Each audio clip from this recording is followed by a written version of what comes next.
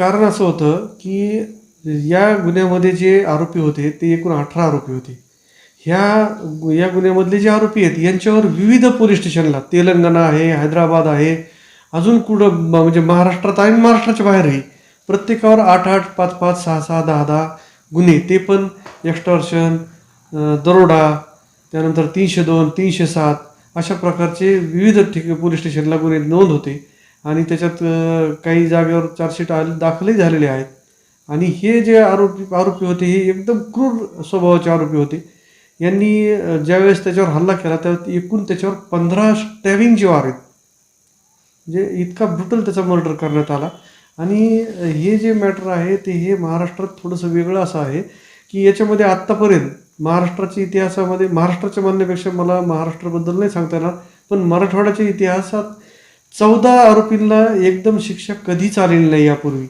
7 ते 8 पेक्षा जास्त लोकांना जन्मठेपेची शिक्षा आजपर्यंत आलेली नाही. हे जे माझ्या माहितीत आहे तेवढं मी सांगू शकतो.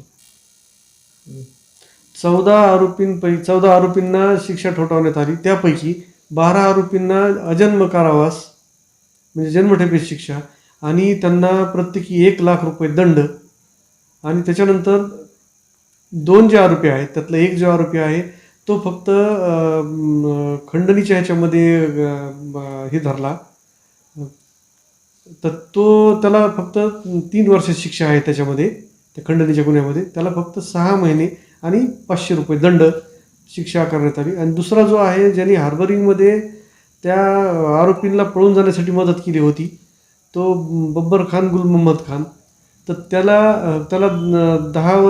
5 वर्ष शिक्षा, 5 लाख रुपये दंड आणि दंड नाही भरला तर 3 वर्ष शिक्षा. ठळक घडामोडींसाठी देशोन्नती न्यूज चॅनलला सबस्क्राईब करा आणि बेल आयकॉन प्रेस करा. मुंबई, पुणे, नागपूर, मराठवाडा असो का विदर्भ, राजकीय, सामाजिक, शैक्षणिक क्षेत्र असो का क्रीडा, सर्वच घडामोडीचे विश्लेषण पाहायला विसरू नका. फक्त देशोन्नती न्यूजवर.